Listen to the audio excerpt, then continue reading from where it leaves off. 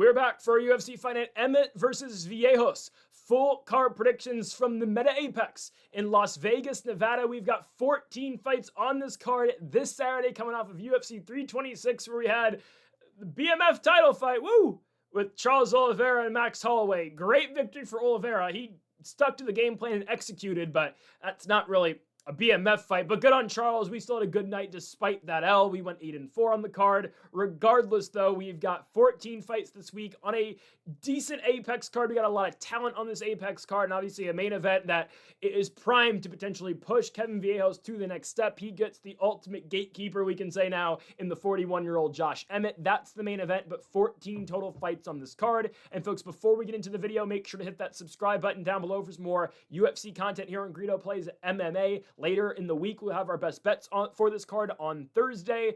Next week, we will be in London for the UFC, and the PFL is coming back soon. So anyways, let's do it. First of 14 fights. Before we get into the video, again, hit that subscribe button down below for more. Main channel Greedo Plays daily college basketball and daily NBA best bets. Okay, on to the first of our 14 fights. We kick things off in, the women's strawweight division.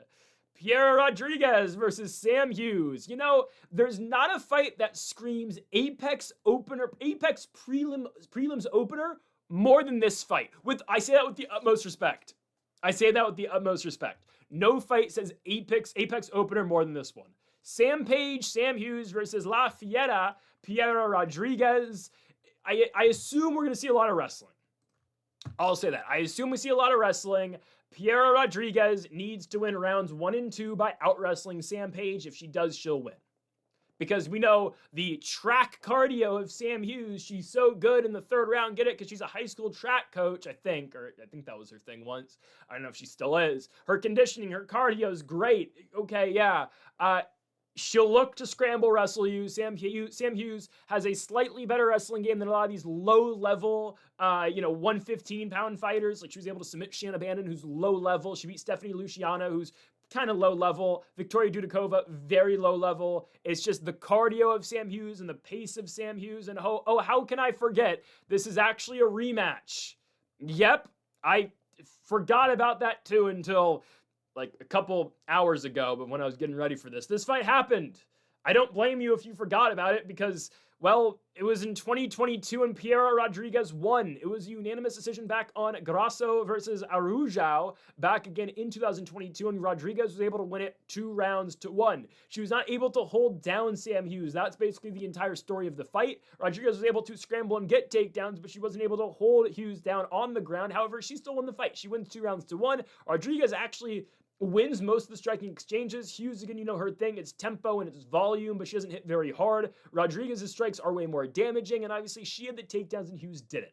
And I know that fight is now 3.5 years ago, but I do still think it matters. I don't know how much better either fighter has gotten since that fight, because Rodriguez got submitted by Jillian Robertson, then lost Ariane Carnelossi in the Apex because she decided to headbutt Ariane Carnelossi. And Sam Hughes since then, I mean, she fights all the time. She beat Jacqueline Amorim, lost to Yasmina Yargi, and then won 3 straight fights against Dudakova, Luciano, and Shanna Bannon.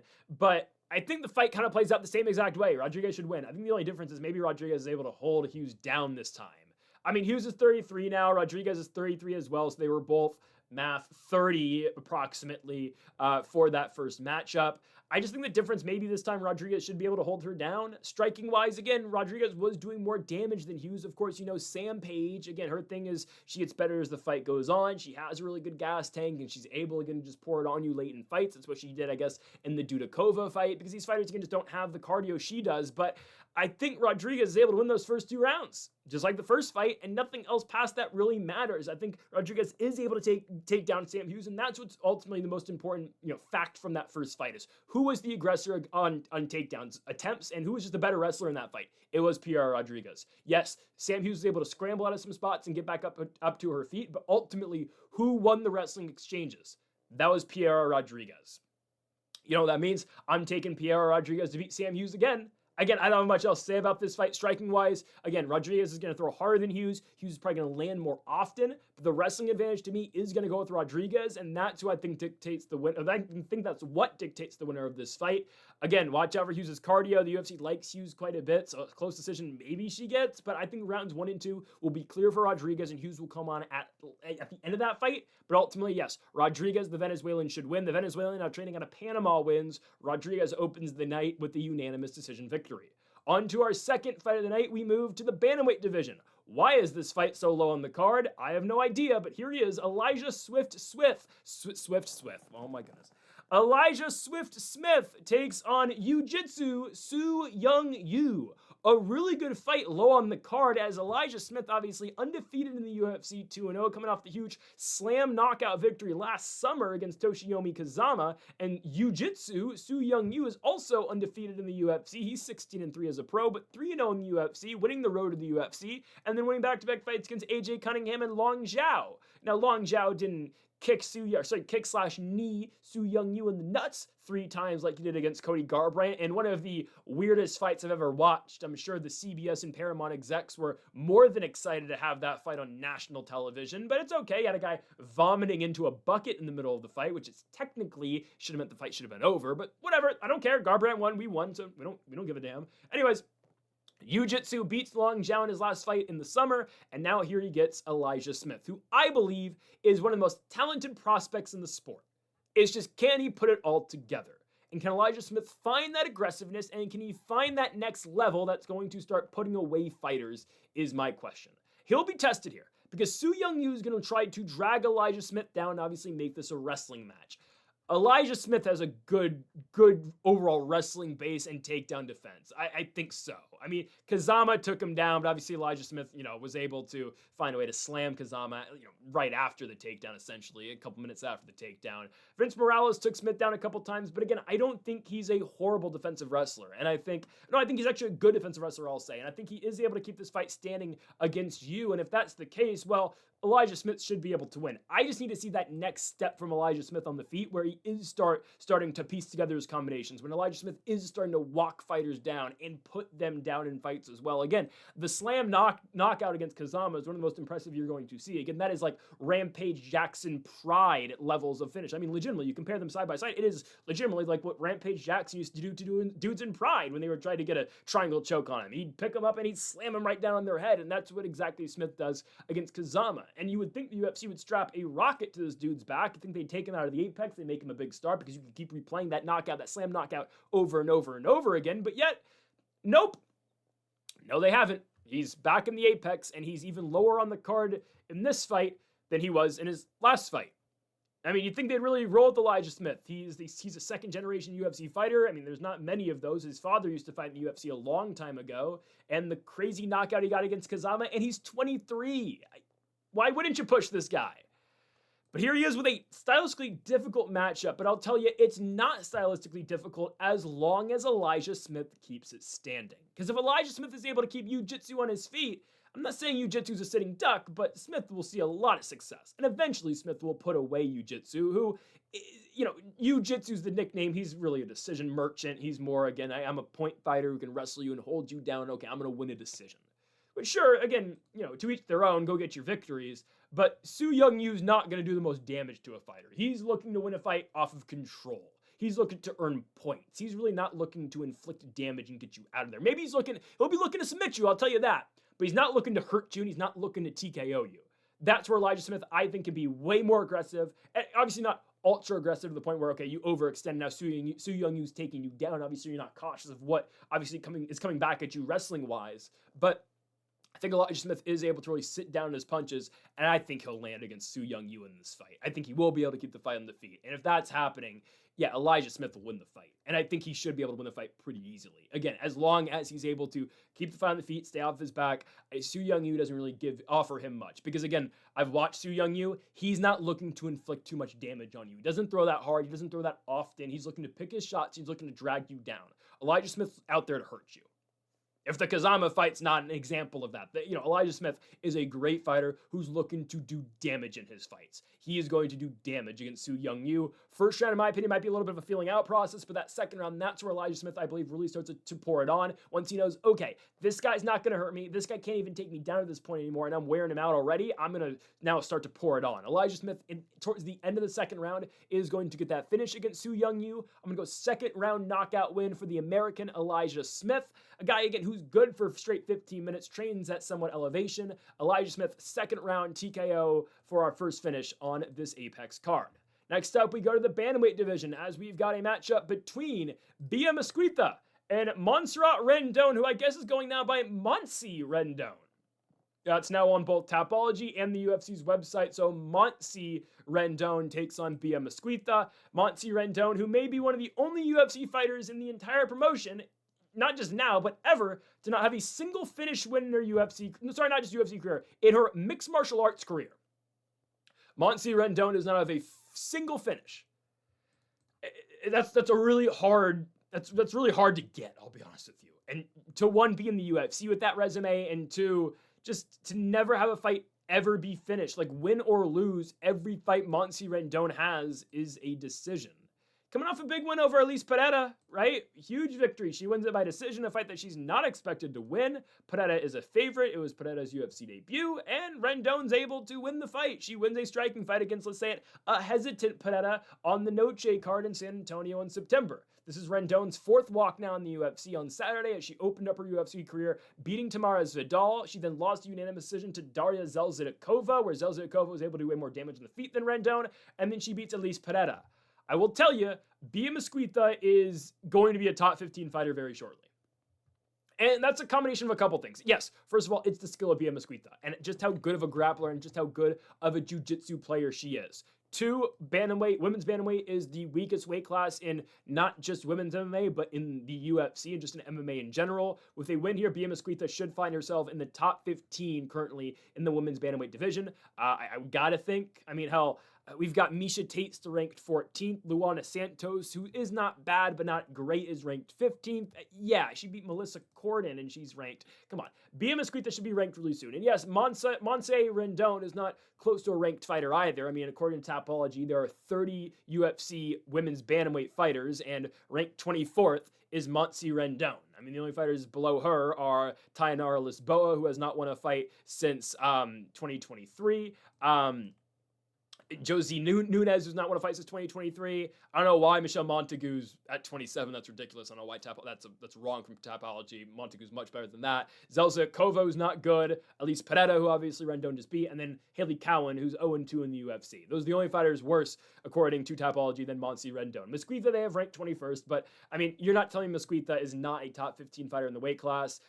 She's very solid. She's very solid. And her overall, jiu-jitsu game, it's going to give so many fighters just trouble in this weight class, because I don't want to completely compare women's bantamweight to heavyweight fighting, obviously, for the men. But because obviously, I will say these women's fighters, they can't just sit back and rely on their power, obviously, like a lot of heavyweights do. We're going to get to heavyweights later on this card who don't entirely rely on their power, and we're going to get a good laugh out of the heavyweight fight later on this card. But regardless, right, women's bantamweight, it's not a highly skilled division. Not at all. Okay, if you have great jiu-jitsu and you can wrestle, you're going to go very far. And I'm not saying that's the reason Kayla Harrison's the champion. Kayla Harrison's by far the best fighter in the weight class, and she's more than just a grappler wrestler, but obviously, former Olympian, obviously, in judo.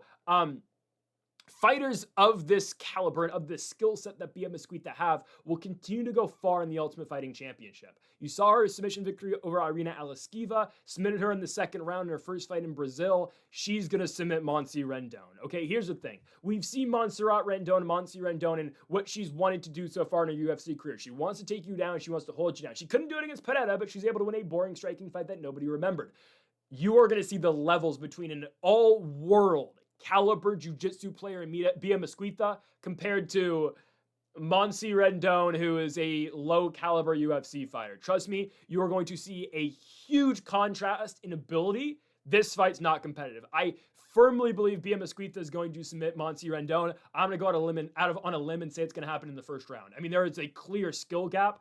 Bia Mesquita got over the hump of her first UFC fight where, again, she dominates the first round against Irina Aleskiva. She gets a takedown. She's not able to get that submission in the first round. Second round, she takes the back, climbs the back, and subs Aleskiva. It's a pure jiu-jitsu player, pure grappler, but she's going to rely on her BJJ, and she will submit Monsi Rendon in the first round. Again, Rendon is known for being a gritty wrestler in the UFC. You are going to very quickly see the difference between, a 37-year-old women's bantamweight who's not very good, who's, 1-2 in the UFC, against it, again, a all-world caliber jiu-jitsu player in Bia Mesquita. Mesquita's going to go far in this weight class, trust me, because she'll start running into strikers who can't wrestle.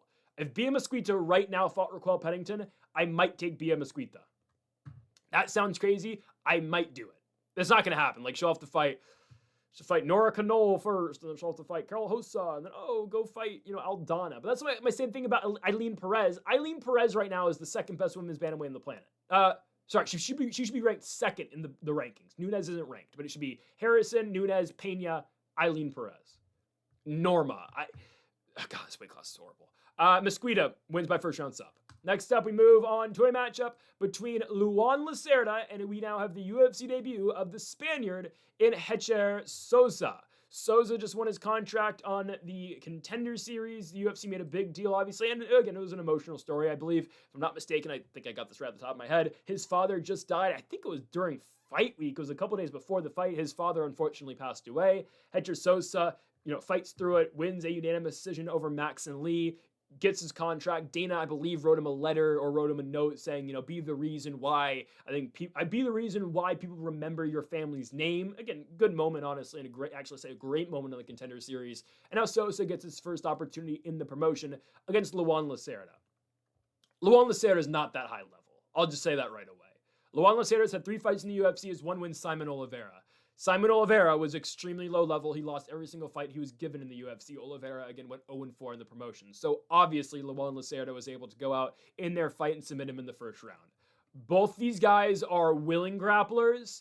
I think the difference is going to be on the feet. Hecher Sosa should be able to outstrike Luan Lacerda. I believe so. I've seen Hecher Sosa strike in the regional scene. Didn't do it much in the Contender. It was a lot of wrestle and scramble wrestling out of him and just control time where he easily won a decision.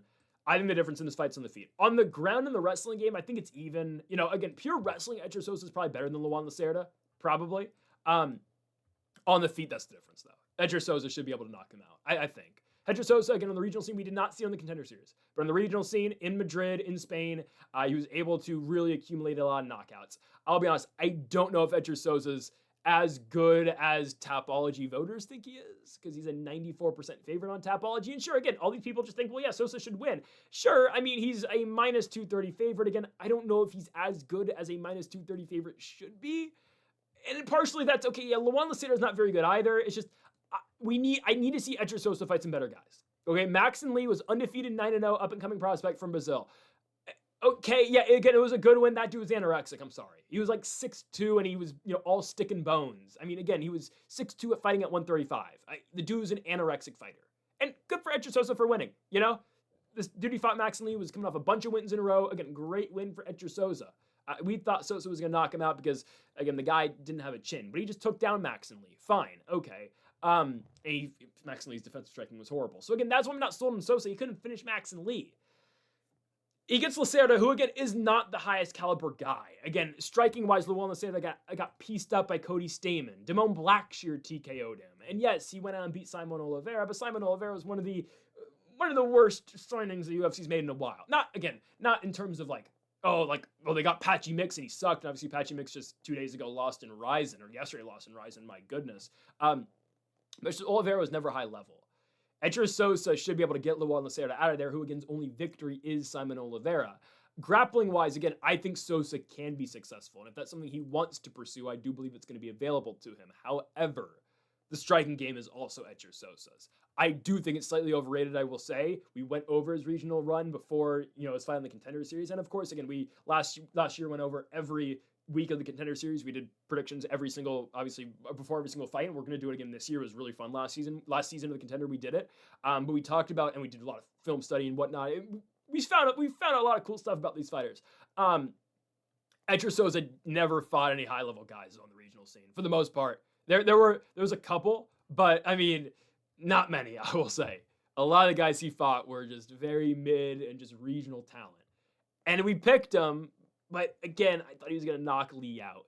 I think he'll beat Lacerda, and I'll pick him to beat Lacerda and knock Lacerda out, too. I'm going to go second-round knockout for Edger Sousa. But I need to see him against high-level guys first. This is not a fight where I'd bet on at all. I would not include this in a parlay.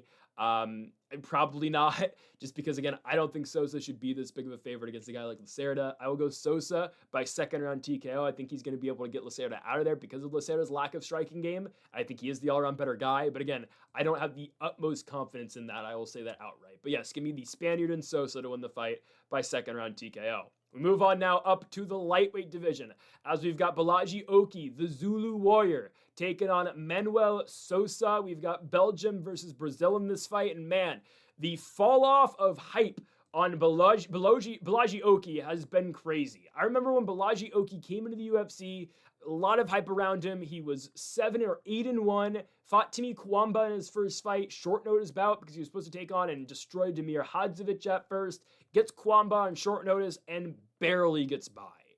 He won, I thought he won, but it was not impressive at all. And then they gave him Chris Duncan, who obviously is going to be fighting in a main event in the Apex in a couple weeks against Hanato Moicano, and Oki loses. He gets subbed in the first round. Comes back, beats Michael Acewell, and then Mason Jones, I don't want to say puts belt task, because Oki dropped him in the first round, so did Mason Jones drop Balaji Oki. But that second round, Jones really takes over, and Oki just did not have enough in that second round and in the fight in general. And now he finds himself at a plus 285 dog against Manuel Sosa. Wow. I will tell you this. I don't think he should be this big of a dog, but I understand why he is an underdog. Again, plus 230, plus 285, a little extreme. But yes, I do not expect him to win the fight. Manuel Sosa probably shouldn't have had to fight on the Contender Series, right? Former Bellator fighter. He was 2-0 in PFL Bellator. Actually, he was PFL first, but then Bellator signed him. He won the Challenger Series for PFL, then had to fight in Bellator on one of their last Champion Series cards against Tim Wilde, was able to win the fight by knockout. And I think he fought then on the actual last Champion Series card against, oh my goodness. The last Bellator card that was main evented by Leah McCourt. Leah McCourt and Sarah Collins. I can't believe this happened. That was really the last ever Bellator card. Bellator gave us such crazy moments. I mean, Bellator gave us, oh my goodness. They gave us all those insane Michael Chandler, Patricio Pitbull fights. We had crazy stuff like, Ken Shamrock versus Hoist Gracie, Data 500 or 5,000 versus Kimbo Slice, and they ended on Sarah Collins, Leah McCourt. Damn, man, Anyways, Manuel Sosa fought in that card. He was actually the prelim headliner, and PFL hates Archie Colgan with a passion. They guaranteed him a title fight 3 fights ago. He's still never gotten it against Usman Nurmagomedov.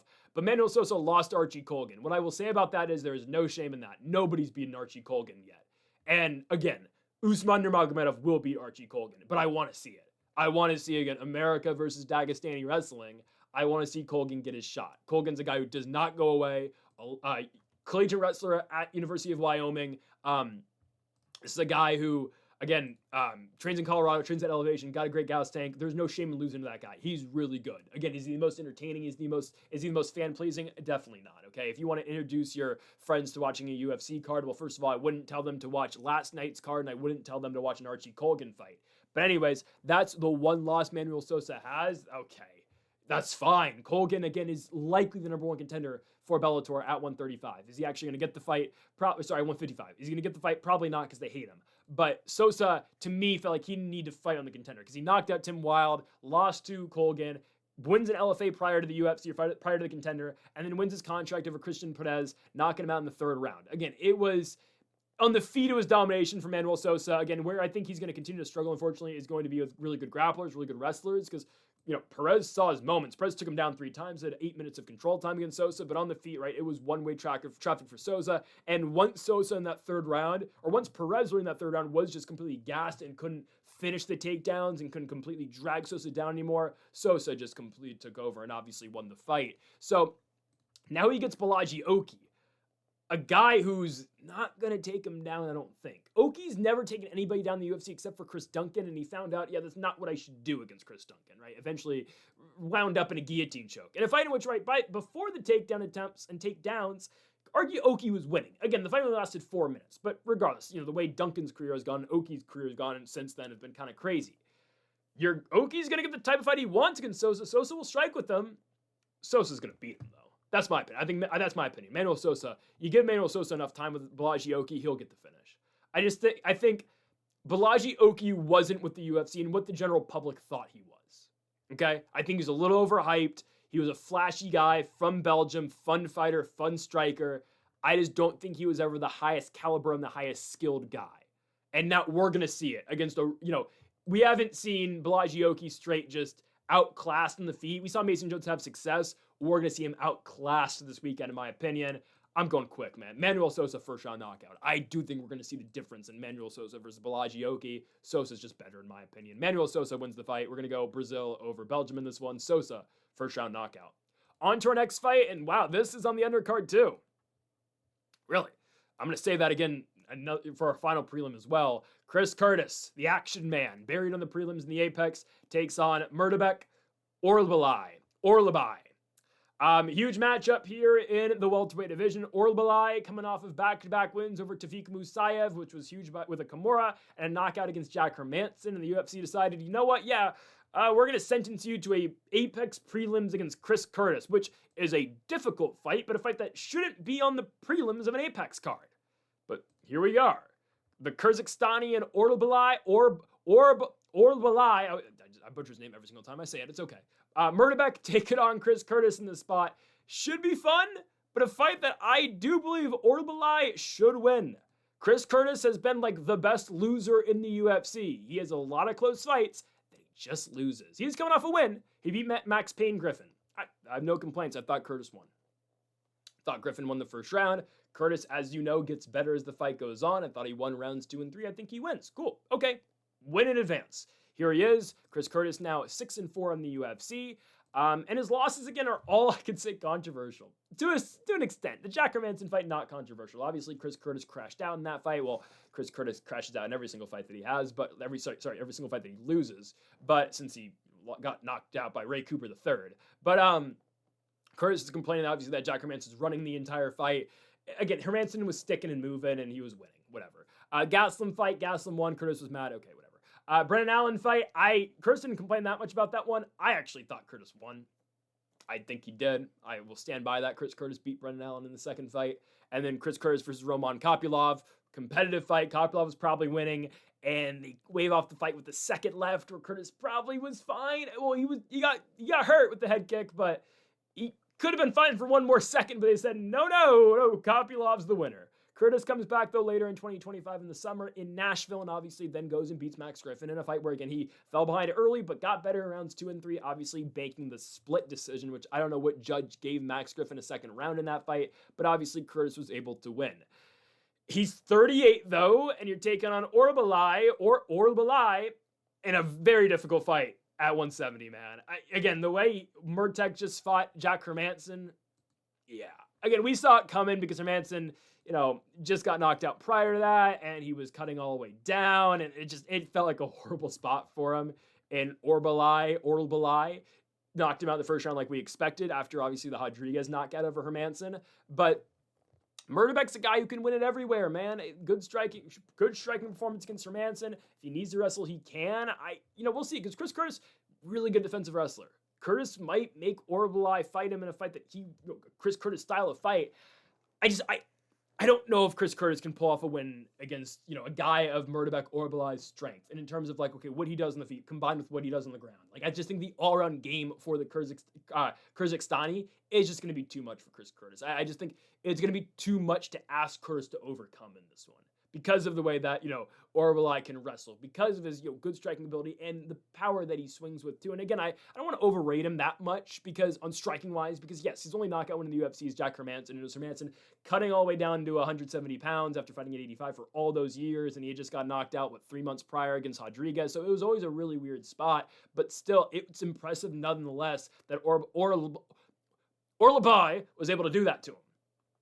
Curtis as well as 38. He's not as quick as he used to be. He kind of telegraphs what he throws, it feels like sometimes. Again, the hunched over, Again, Curtis is a good striker, and he hits hard, but I just feel like a guy who's much quicker, and Orolbai is, than Curtis, he should be able to, again, stick first and move. If Orolbai fights like Jack Hermanson fought against Chris Curtis, he probably can win a decision.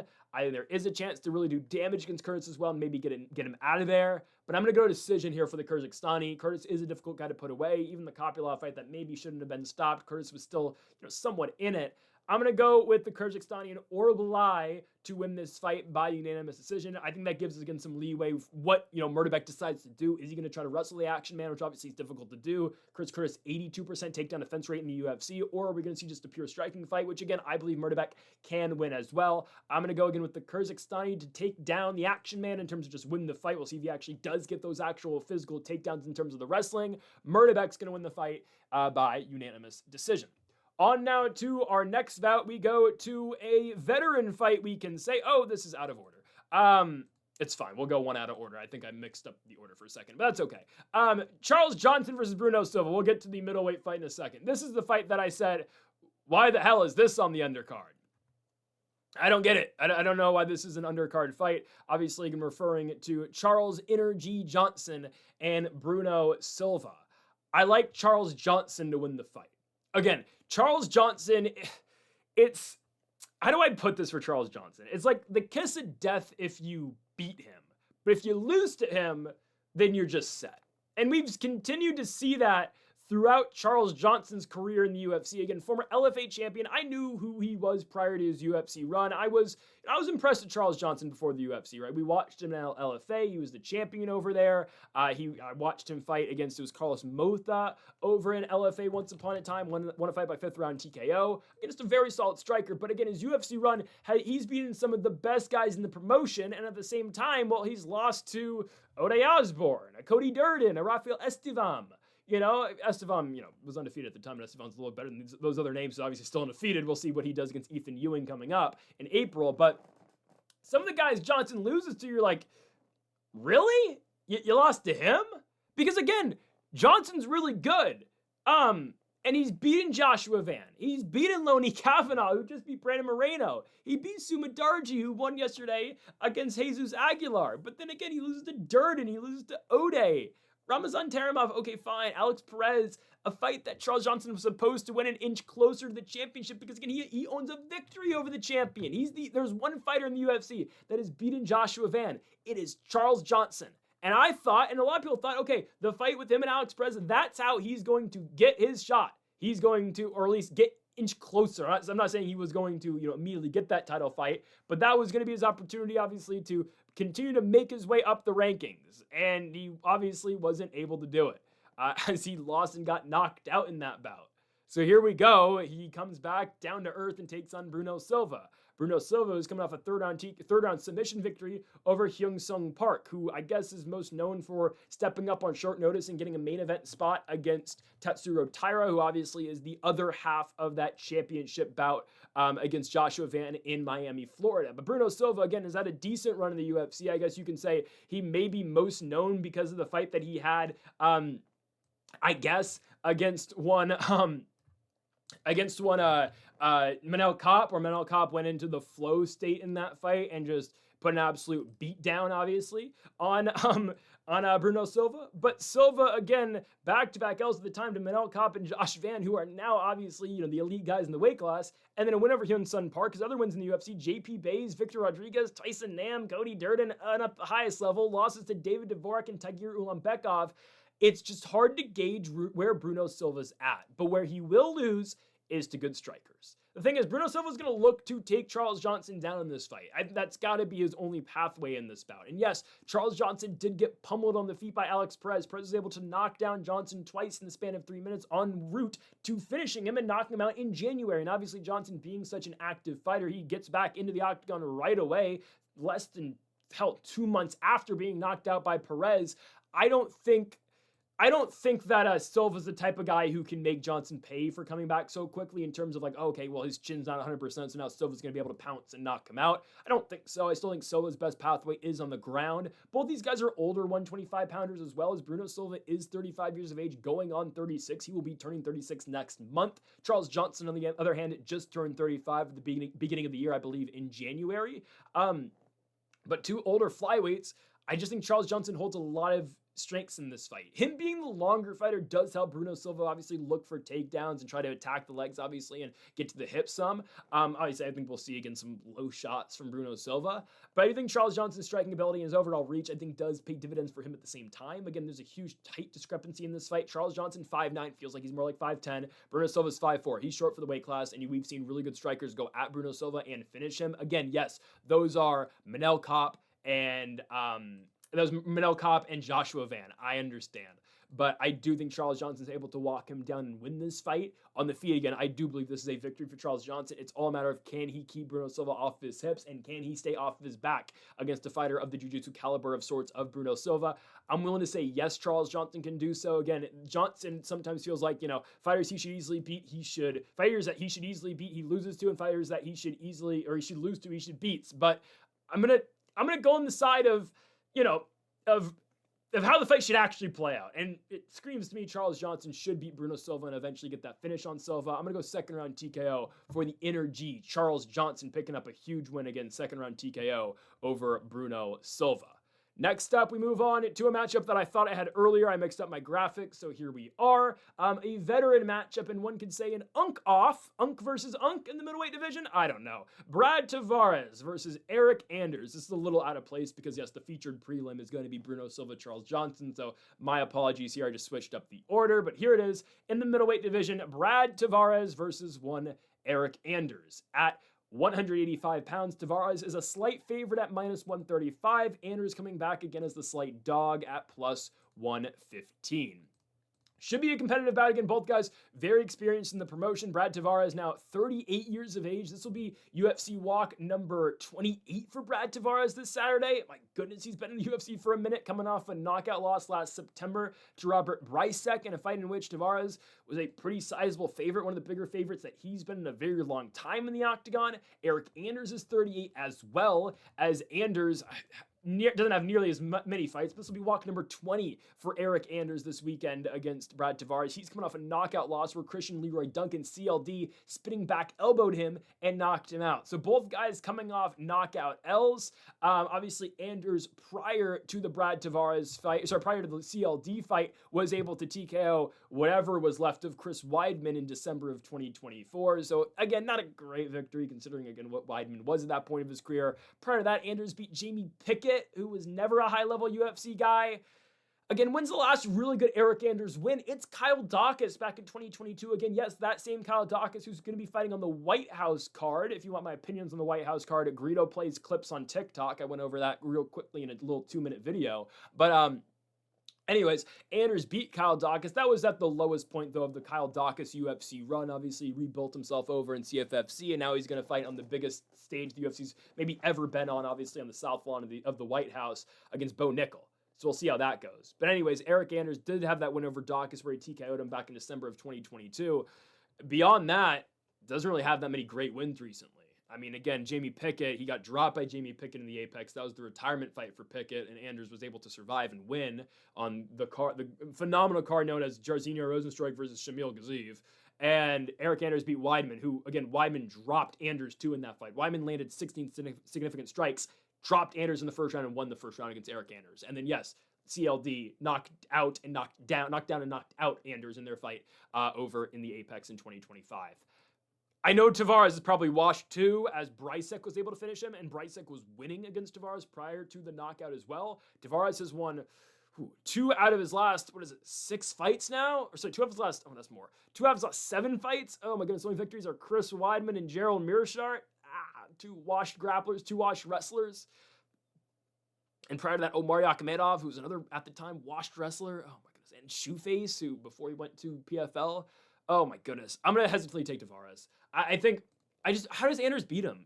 Takedowns? I think Tavares is a good defensive wrestler. Brad Tavares, 81% takedown defense rate in the UFC. I'm going to go Brad Tavares here. I'm just thinking, do I take Tavares to knock him out? Tavares hasn't knocked anybody out since 2018 against Krzysztof Jotko. Nope, I'm going to go decision. Yeah, the pick here is Brad Tavares by decision. I think we see probably Brad Tavares honestly drop Anders. I mean, last time Tavares knocked anybody down in the UFC, though, is, oh my goodness, Omar Yakhmedov in 2021. Oh, man. Again, Tavares has kind of just turned into like a point-fighting brawler. Doesn't really brawl that much. Anders just hits really hard, but he's been dropped in his last 4 UFC fights. Marc-Andre Barriault dropped him before Marc-Andre Barriault beat him by decision. Pickett dropped him, but Anders recovered in 1. Wyman dropped him, but Eric Anders recovered in 1. CLD knocked him out. Obviously, Anders did not recover there. He lost and got KO'd. I'm going to say, Tavares will knock him down and probably take that to a decision. I think if you give Tavares 1 round with a knockdown, I think he's then able to parlay that momentum into obviously another victory in a round. So I'm going to go at the very least 2-1 Brad Tavares here. There's a reason he's a favorite, but I imagine we're going to see striking. I think if Anders does look to takedowns on Tavares again has always been a really good defensive wrestler. He should be able to keep the fight standing. I mean, if you remember, obviously, when Tavares fought Dricus du Plessis looked to take down Tavares. He ended up pulling Tavares on top of him when he was trying to get a takedown. Obviously, that was part of Dricus du Plessis' hilarious montage of interesting moments en route to becoming UFC champion. Obviously, love Dricus. Where's he at? Borjayo called him out. No, Dricus should be fighting Brendan Allen for the next title shot. Anyways, Tavares, I think, beats Eric Anders. I just don't know how Anders is going to win. His chin's gone to at this point, it feels like. So give me Tavares by decision. On to our main card opener in the heavyweight division. Oh, what a fight. This is not your traditional fat... Sorry, no pun intended. Sorry, I can't. This is not your traditional fat heavyweights who just, stand there and look for haymakers all fight long. No. Welcome to Steven Asplund fights. Oh my goodness. You know what? I look forward now to when Steven Asplund fights. His last fight, oh my goodness. The Steven Asplund Sean Sheriff fight, final fight card of 2025, final ESPN card ever, at least for the time being, probably ever. We'll see. Who knows? I mean, UFC's due to wind up back on Fox, you would think maybe in 7 years. Maybe, what's the next step? NBC, we're thinking? Whatever. Paramount's we still have 7 more years. Asplund Sean Sheriff's actually a really good fight. Again, not traditional, heavyweight, just straight power punching, stand around bullcrap. No, they went for it. Now, don't get me wrong. 0 defensive skill out of both those guys. At times, I'm not trying to disrespect either of these fighters by saying, because hey, both of them would whoop my ass. I'm not going to deny that. I mean, I don't want to fight Steven Asplund. Asplund would beat me. It felt like 2 guys fighting in a parking lot with really high technique, though. Okay, I'm not gonna be that disrespectful. It felt like a really highly skilled parking lot brawl. I've seen parking lot brawls. Go to Dodger Stadium, you're gonna see a parking lot brawl, or go to Angel Stadium at night. You're probably gonna watch a parking lot brawl in one of those stadium parking lots. I've seen them multiple times. I have some videos of them just as I'm getting into my car in Southern California. Anyways, and it'll be like 2 Dodgers fans fighting each other. At least the Angels fans fight fans of other teams who instigate stuff.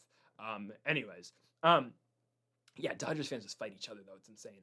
Anyways, Steven Asplund versus Sean Sheriff is like a highly skilled parking lot brawl, and Asplund's good. Asplund walks him down and knocks him out. There's 0 striking defense, though. Both guys are just standing there waiting to be hit, and that's the thing. That's what we've always said about Steven Asplund, man. He's good, and somehow, again, Anthony Graciaso was horrible. This is what we found out, so Asplund beat him. And Graciaso went back to CFFC, lost his title, so whatever. But Asplund, Sean Sheriff, we took Asplund. I mean, Sheriff, again, not a high-level UFC guy, but Asplund walks him down. Again, doesn't really cover up much, but he's, all right, kill or be killed. We're fighting to the death. We're going to war. And he was able, yes, to beat Sean Sheriff. And obviously, yes, you're going to laugh at Steven Asplund, obviously, because of his build. He's a former fat guy. He used to weigh, 500 pounds? 400 pounds. He's, again, a former fat guy. And again, 100%, I got to give the guy all the credit in the world for, again, turning things around for himself, man. I mean, you don't want to be 400 plus pounds. Say it how it is, right? I mean, he turned his life around. He's a professional athlete, which, heavyweight professional athletes, again, this is not a shot at Asplund. I mean, Justin Taffa was a professional athlete at 205 pounds. 265 pounds, excuse me. So, again, UFC athletes, whatever. They're not, regardless. You have to be peak, you have to be one of the best strong dudes in the world to be, to be an offensive lineman in the NFL. And in the UFC, you just got to be able to throw one punch really hard. But anyways, we are going to see fireworks, I think, between Asplund and Petrino. This should be good. The thing is, Petrino's going to sit down his punches, and that's the problem. Petrino comes from 205 pounds.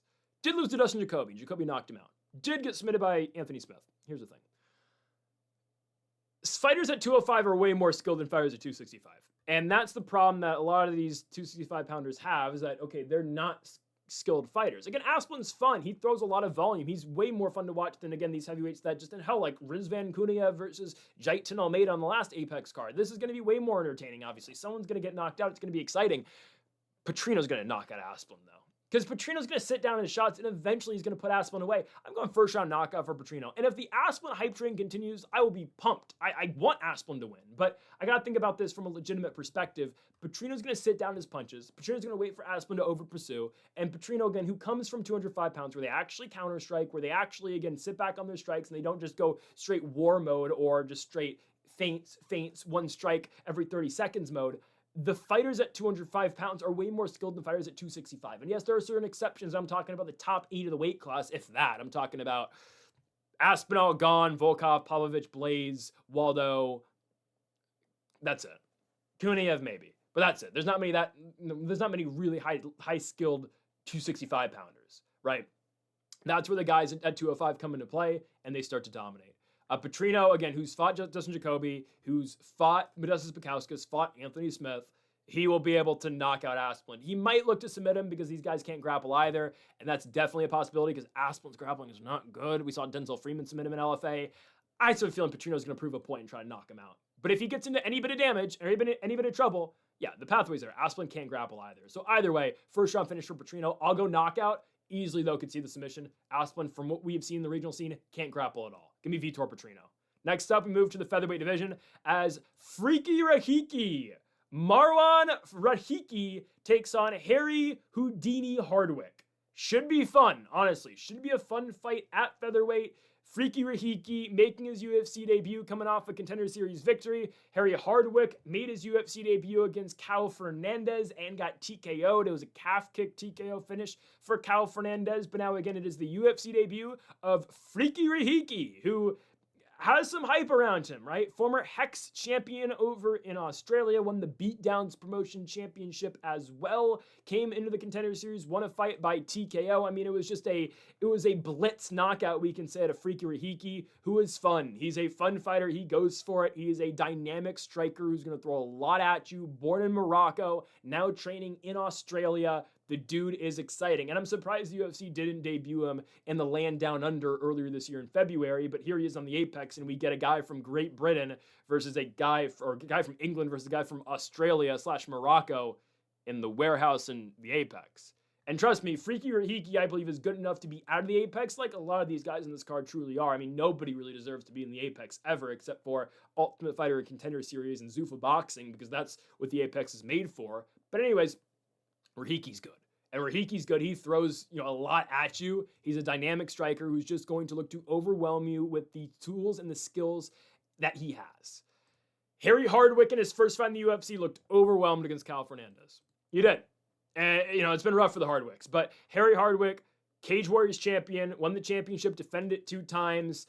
And then he gets Cal Fernandez on somewhat short notice. But Fernandez, I'll say, not the highest level guy. Nova Niao guy from Brazil. 3-1 in the UFC. Did beat Garam Cutelaba, so maybe I'm selling Cal a little bit short. I just don't think of Cal as that great. But I mean, he's only lost to DeCasey when DeCasey wrestled him. So maybe I'm being too harsh on Cal Fernandez a little bit. I believe I am. But anyways, regardless of how you feel about Cal Fernandez dominates Harry Hardwick. Hardwick has nothing to offer. Fernandez, again, chops his legs. He's able to knock him down in the first round. And obviously, he gets the first round TKO with leg kicks. And now Hardwick is back, taking on Rahiki, who again is another really good striker who's going to offer a lot at you. He's going to kick his legs again. He's going to obviously do damage to Hardwick at the same time. And I just believe it's a difficult stylistic fight for Hardwick. And again, I just don't know how UFC level Hardwick is. He did not have to fight on the Contender Series, so obviously he did not have to lose in the Contender like obviously the other Hardwick did. It did not go well for him. Freaky Rahiki, I think, will knock him out in the first round. This is a levels fight in my opinion, man. It really is. We've watched Rahiki. We've seen what he's done in the regional scene. That fight on the Contender, he does take a lot of damage. I cannot lie. Got knocked down twice in the first round and comes back, and this is why the UFC likes him so much. And again, this is why Rahiki is fun. He gets a knockdown in the first round, but he gets knocked down twice in the first round as well. Comes back in the second round and starts to dominate. Obviously, takes over the fight and gets the knockdown of his own, and eventually the knockout of his own in that second round against Anies Malumba. It was a really good fight against Malumba, who had honestly a good fighter, I will say. He's going to fight in UAE Warriors. I think if he wins in UAE Warriors, UFC will bring him back for another fight in the Contender. A good, all-around good fighter, Malumba from the Democratic Republic of Congo. But a great, fun win for Rahiki, and now he's going to be back against Hardwick. I think he wins easily by first-round knockout. I just don't know how much Hardwick has to offer. And some of these Cage Warriors guys, man, I don't know. Some of them don't see the most success in the UFC. And yeah, Hardwick's win in Cage Warriors, I mean, there are a lot of high output striking fights that he's able to win. Won the belt by TKO in the second round, won a battle of attrition in the fourth round, ended up getting a win over Kenwy Lopez in the fourth round of his first title defense in Cage Warriors.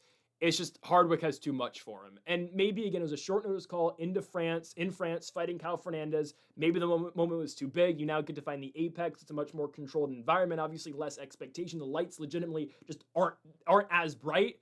But I'm going to go with Freaky Rahiki. This is a high-level prospect who I do believe is very promotable from the UFC because of his fight style. He will be susceptible to get hit because he's a fun fighter, but he goes to war, so we'll see. But he's 23, he's very young, and he's still improving. I like Freaky Rahiki here to pick up his first UFC victory. I'm going to go Marwan Rahiki to finish Harry Hardwick in the first round, introducing himself, obviously, to the UFC audience. On to our next fight, we move to the featherweight division as we've got Andre Touchy Fili versus Jose Delgado.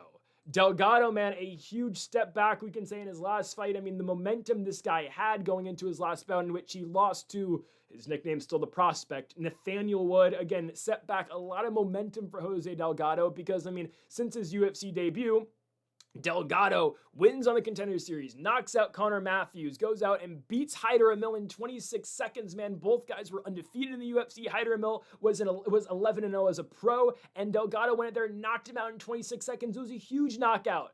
And then he comes into UFC 321 in Abu Dhabi against Nathaniel Wood. He comes in overweight, and he loses a decision. And Nathaniel Wood he goes first every time against Delgado in that fight. It's competitive. And, Delgado outlands Nathaniel Wood. The damage, though, does go to Wood, and it's just a very over-aggressive first round for Delgado where he lands, but the output, again, just was not sustainable long-term for Jose Delgado after that first round. He throws 111 significant strikes in that 111 significant strikes he throws in that first round against Nathaniel Wood, lands 68 of them. Nathaniel Wood, both guys get knockdowns in that first, but the second and third round is just where Wood starts to take over. Third round's really competitive, but Nathaniel Wood does win, winning the fight 2-1. It's a great fight, and again, I don't think it stunts the momentum too much, but yes, I thought it was a victory for Nathaniel Wood. It was the right call. Now Delgado steps back a step, gets a veteran in Andre Fili, who's obviously been around the UFC for a very long time. So it'll be walk number 26, I believe, for Andre Fili in the UFC, coming off a big victory over C-Rod, Christian Rodriguez, who obviously is the prospect killer, but then can't beat any fighter he's supposed to beat, but then just goes back and starts fighting guys who come off the Contender where he wins, but that's neither here or there. Fili beats C-Rod by decision, competitive fight, but again, Fili gets the nod. Prior to that, fights up and coming. Well, Melt Costa was more established by then, but Melt Costa submits him in the first round. He had beaten Cub Swanson prior to that. I mean, Fili's very win one, lose one in the UFC. Stylistically, how does he beat Jose Delgado? Fili's got to look to take him down, I'll say. I mean, I think Delgado's a good defensive wrestler. I think that's the pathway. We saw Connor Matthews take down Delgado in their fight back in the Apex, and we know, again, Connor Matthews obviously did not hold Delgado down. Delgado eventually finished him in the first round because, well, Connor Matthews is a New England cartel fighter, and they're all not very good. Rob Font's okay, but obviously just lost to Raul Rosas in a very boring wrestle-off. But anyways, Delgado was able to get that fight back to the feet and eventually knock down and knock out Matthews. We've seen fighters try to take down Delgado, and I believe that has to be the best course of action for Fili, who I know doesn't want to do that, but I think he kind of has to here. Because on the feet, I don't think Fili's able to hang with Delgado. I know, again, Fili's been in so many wars and so many fights where, again, he can be competitive up there, but I mean, dude, you've had 26 pro fights. Fili as a pro is 25-12. He's 35 years of age. it's a lot of damage at this point of his run, man. And I don't think he's able to sustain all that damage against a guy who hits like Delgado and throws like Delgado, and the pace that Delgado fights at as well. Because again, Delgado's looking to get you out of there in the first round. That's what he was aiming to do against Nathaniel Wood. Obviously, he couldn't, and Wood took over in the second and third rounds and eventually won the fight. Again, great for Nathaniel Wood. I think Delgado is going to knock out Andre Fili in the first round, though. Because again, Nathaniel Wood was able to survive that. Nathaniel Wood's a good fighter. He is. I mean, gets overlooked because he doesn't fight that often. He still has the prospect name and whatever. Like, again, you're 30, dude. You're not a prospect anymore. But Nathaniel Wood is still high level. And he can survive those, that blitzing that Delgado's going to do early in a fight. Andre Fili at 35 can't, man. He just can't. I mean, when's the last time Fili knocked anybody out? Lucas Almeida was not high level. I mean, it's just been a lot of losing out of Fili, and when he fights somewhat higher level guys, he will lose. I mean, again, look, he beats C-Rod, but C-Rod, again, is a big fight choker. Melt Costa beats Fili. Dan Ige knocks out Fili. Fili did beat Cub Swanson in a competitive fight where you could have made the case Cub Swanson should have won, but that's neither here or there.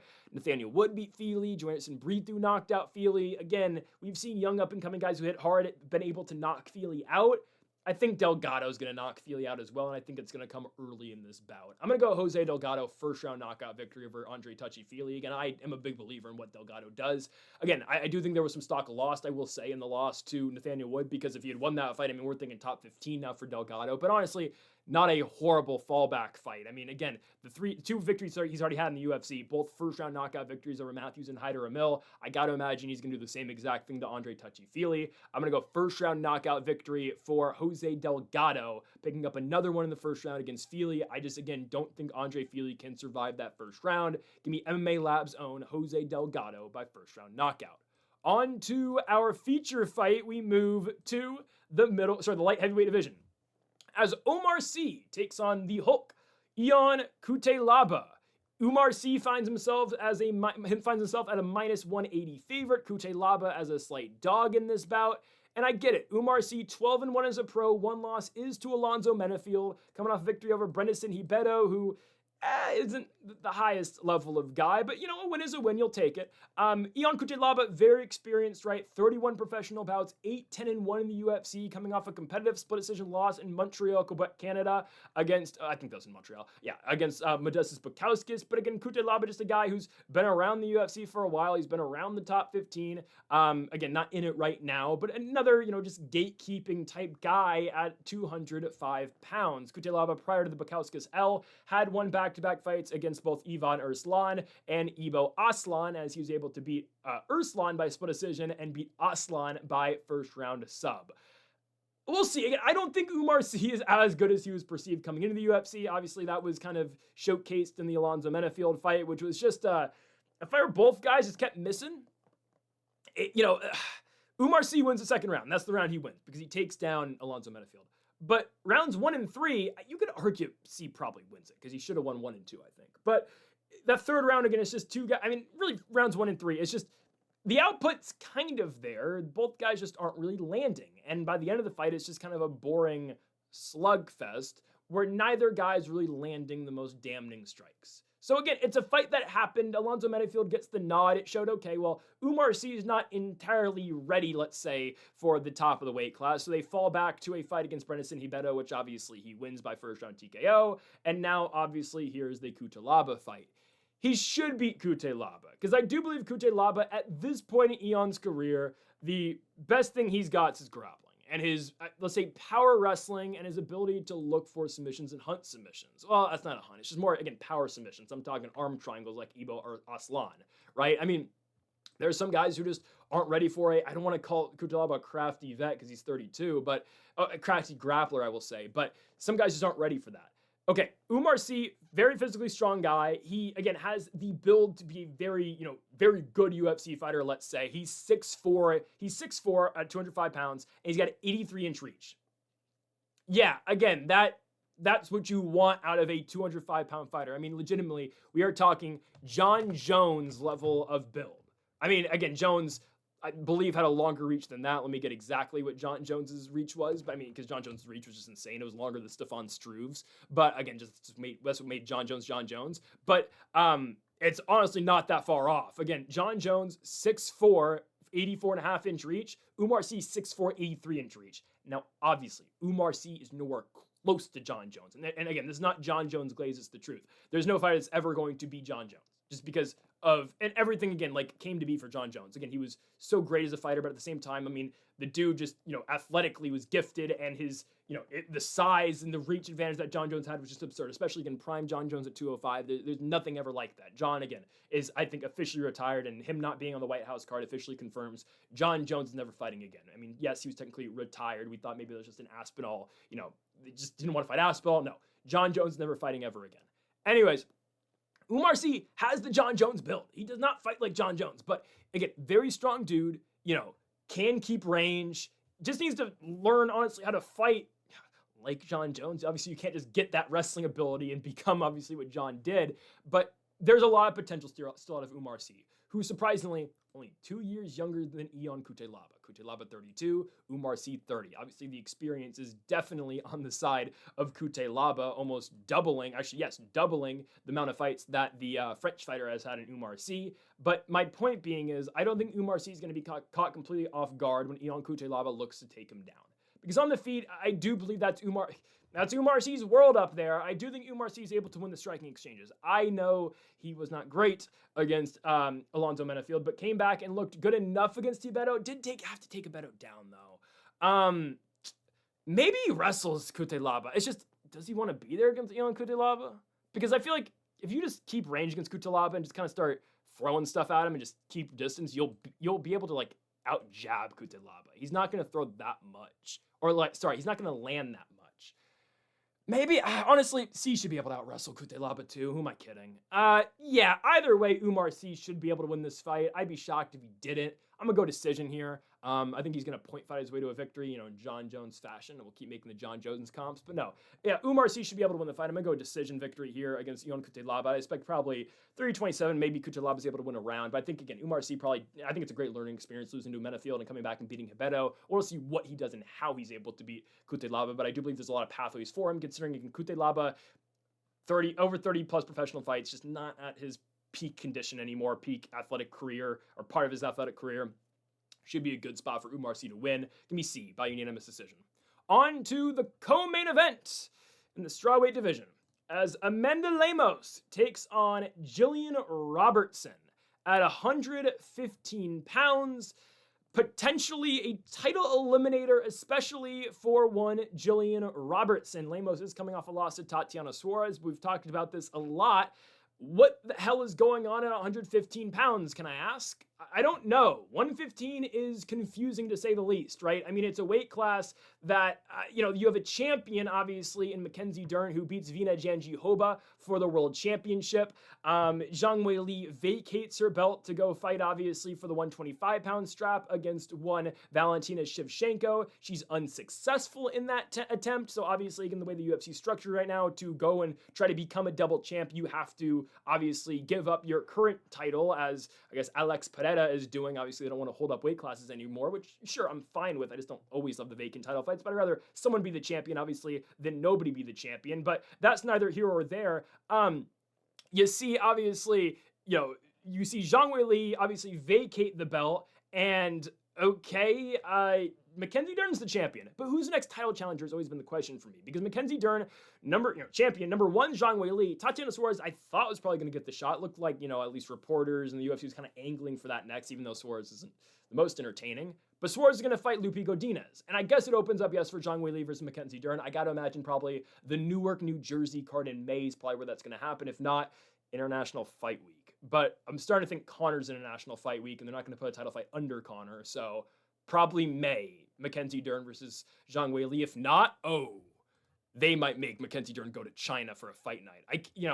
They should do it, honestly. Give us something to watch at 3 o'clock in the morning for a fight night card. They might do that in May, too. We'll see. We got to imagine it's going to be Zhang Weili versus Mackenzie Dern before, the winner of Godinez versus Suarez gets a shot. But there's the potential, right? Jillian Robertson can wind up in that title fight. I don't think she'll outright get it over Zhang Weili, but if I'm Jillian Robertson, obviously I'm looking to get a submission win here, and I'm angling for it right away. Now, this is a fight that was originally booked for a couple months ago. And we picked Jillian Robertson at the time. We're picking Jillian Robertson again. We picked Jillian Robertson to beat Amanda Lemos the first time around by second round submission. That was back in December. It was originally supposed to be Yasmin Lucindo versus Jillian Robertson. Lucindo withdrew from the fight. Then it was Lemos versus Robertson. Lemos withdrew at the last second due to medical issues. Robertson should easily win. You know what Jillian Robertson does out there. She's looking to take you down. She's looking to choke you out and take your back. We've seen Amanda Lemos in all of her fights recently just get taken down and put on her back all fight long. Tatiana Suarez obviously does it because, again, we know what Suarez can do in the wrestling game. Vina Jandiroba in a main event, yes, that was a main event, took down Amanda Lemos and submitted her with an armbar in the second round after full control in the first round. Zhang Weili dominated Lemos in the wrestling game for 25 straight minutes and dominated the fight to like a 50-42 decision. That's what every fighter does against Lemos. And if Lemos keep you on the feet, yeah, she's not bad. She's still a decent striker, and she turned those tables around on Yasmin Lucindo, but obviously Robertson's at a higher level, and Robertson, yeah, is a skilled grappler, is a skilled wrestler. She will take Lemos down and she will submit her. Again, the pick does not change. Jillian Robertson by second round submission, just like we had in December.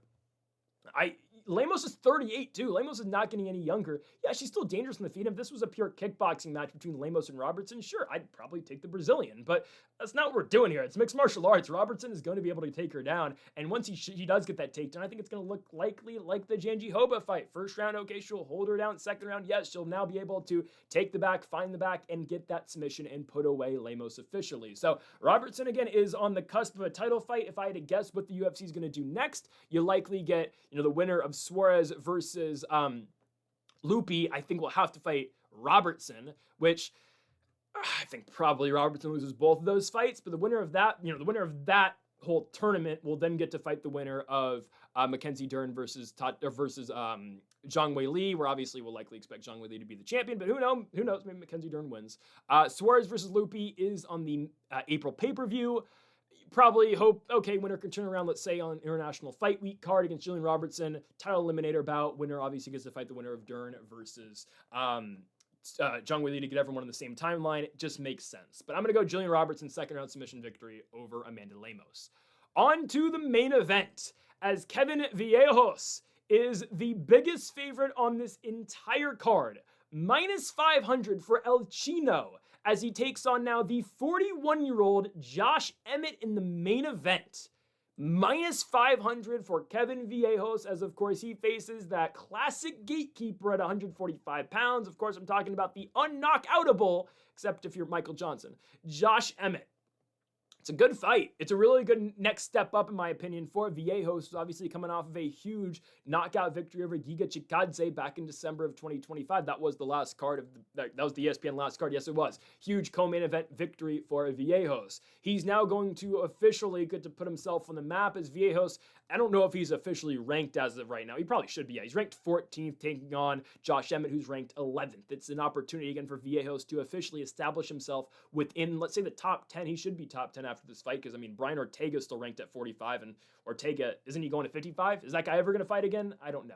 But anyways, right, Vallejos, with the win, should put himself in the top 10. He's fighting a really good guy, obviously, in Josh Emmett. Emmett, who's fought a list of very credentialed fighters, obviously, and world champion fighters. Obviously, we're talking about, I guess, former interim champion Yair Rodriguez. Obviously, the current champion in Ilia Topuria, in which, obviously, Josh Emmett took Ilia Topuria the full distance. Liron Murphy, who's fighting for the #1 contendership, likely next week against Movsar Evloev.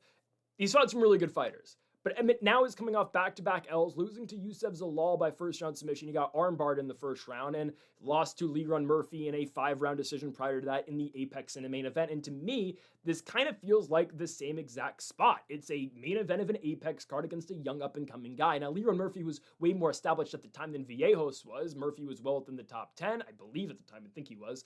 Yeah, he was, because he was coming off, oh my goodness, who did he beat before Emmett? It was, it was Danny Ige and Barbosa. So yeah, way more established at the time. Definitely, yeah, I was thinking the Barbosa fight was, that's the comp. Murphy versus Barbosa is kind of the same spot that Vallejos is in now. But anyways, Vallejos obviously much quicker ascent to the top than Liron Murphy, who, didn't fight that often, didn't get the most finishes, other than that nasty finish over Makwan Amirkhani. But regardless, this is a good spot for Vallejos to finally climb up the rankings.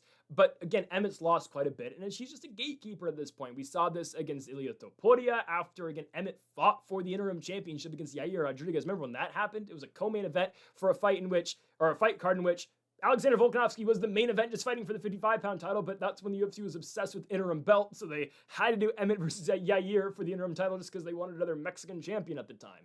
Anyways, Emmett loses that fight, loses to Topuria, survives 25 minutes but loses, beats Bryce Mitchell and knocks him out in the first round, and then loses back-to-back again to Leron Murphy, and now to Youssef Zalal, getting subbed in the first round to Zalal by an armbar. Don't expect much groundwork here, though. Vallejos is not going to look to shoot. He did against Danny Silva, but that's about it in his UFC career. Vallejos is more than a comfortable striker. He wants to go out there and knock your head off, likely, again, like he did with the spinning back fist against Giga Chikadze in the Apex for the final ESPN card. At the same time, Josh Emmett's a willing striker, too. I mean, Emmett does have that wrestling background. We saw him mix it up in his last main event against Leron Murphy. He actually won 2 rounds off of Murphy. Again, Emmett is a crafty veteran, do not get me wrong. Went 4 for 11 on takedowns against Murphy back in the Apex just last year, was it? That was just last year, right? Yeah, it was 2025. Ultimately, again, though, that is a win for the Miracle and Leron Murphy. Ultimately, though, I do think we see Emmett likely look to wrestle some, but I think Vallejos is going to be able to pass that test. Vallejos, 83% takedown defense rate so far in the UFC. I understand. Again, these are not the level of fighters Josh Emmett is, and Josh Emmett, we've always known, again, has that wrestling background. I mean, a collegiate wrestler who, again, very strong, powerful dude, obviously. I mean, Josh Emmett's still at 41. I mean, look at the way this dude's built. I mean, that's... Josh Emmett, again, very built dude at 41, very strong dude at 41. We completely understand that. I still think he's going to lose to Vallejos here, though. He'll look to wrestle. I think Vallejos is going to be able to pass that test. And it's a test that, again, Vallejos needs to be able to pass. You need to be able to pass the wrestling prowess of a Josh Emmett. You need to be able to stay off your back against Emmett and continue to work on the feet, obviously. But I do believe Vallejos is going to be able to walk forward. I think Vallejos is going to be able to do a lot of damage in the striking range as well. And I do believe he's going to knock out Josh Emmett. He's going to outpunch Josh Emmett. I will not say he's going to knock out Josh Emmett. I think this one's going to go to the decision. Other than that fight again where Michael Johnson stiffed Jeremy Stephens. Did I say Michael Johnson earlier? Oh my goodness. I said Michael Johnson earlier. Josh Emmett stiffed Michael Johnson after he got stiffed by Jeremy Stephens. I apologize. It was Jeremy Stephens, I believe, in Sacramento. That was in Florida. Who knocked out Josh Emmett in a main event. I apologize. I got that wrong. Michael Johnson got stiffed by Emmett. It was back-to-back fights. I got mixed up on those. Anyways, right. Other than the Jeremy Stephens fight, where it was a nasty knockout. I mean, Emmett was put out cold. It was a nasty knockout by Jeremy Stephens.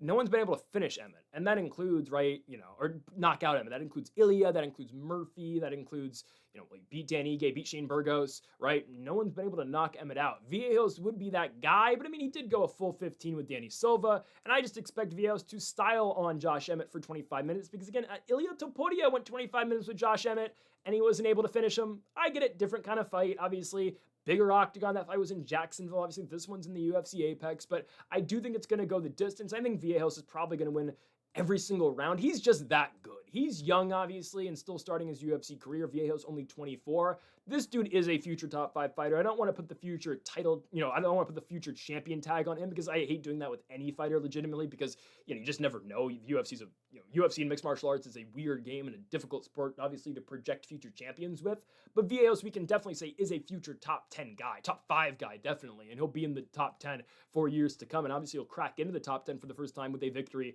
against, obviously, Josh Emmett. I mean, the guy is 17-1 with the only loss being to Gene Silva on the Contender Series back in 2023. Very good chance we'll see that fight again. Obviously, they're both going to be at the top of 145 for it seems to be for a long time. Vallejos, though, is a very good boxer, has really nice combos. He hits like a truck. Obviously, Emmett's been able to withstand a lot of damage in his UFC career and continue to walk forward. That's why I don't believe Vallejos is going to be able to get that finish, but I do think Vallejos is going to ultimately win the bout. I'm going to go unanimous decision victory for the Argentinian fighter in Kevin Vallejos, remaining perfect in the UFC at now 4-0. It's going to be a massive win again for the 23-year-old or 24-year-old. For his main event spot again, he throws hard. He throws a lot of flashy stuff, spinning back fist finish over Giga Chikadze, who again is a crafty striker too. He's just got to avoid the big power shots and the big overhands Josh Emmett will continuously throw because again, like Bryce Mitchell, you don't want to end up cold on your back, stiff as a board. Plank. I'm going to go with Kevin Vallejos to win the fight again by unanimous decision. It's bold to say 50-45. I think there's a potential. Maybe 49-46. Emmett will be able to do some damage, I believe, in a round and obviously affect Vallejos that way. Vallejos, though, will win by decision. Will be very impressive and get him now, again, really in tune with the top 10 of the UFC's featherweight division. Folks, thank y'all for watching our UFC Fight Night Emmett versus Vallejos full card predictions again from the Meta Apex. If you have not yet though, make sure to hit that subscribe button down below for more. Make sure to leave a like if you did enjoy the video. Make sure to comment if you just agree with any of the picks. We'll be back tomorrow for more, we'll be back on Thursday for our UFC Fight Night best bets for Emmett and Vallejos, and obviously next week as well for our UFC London full card predictions with Evloev and Leon Murphy fighting for a chance to take on Alexander the Great Volkanovski in their next fight. Folks, thank y'all for watching. Make sure to hit that subscribe button down below for more, and Mamba forever.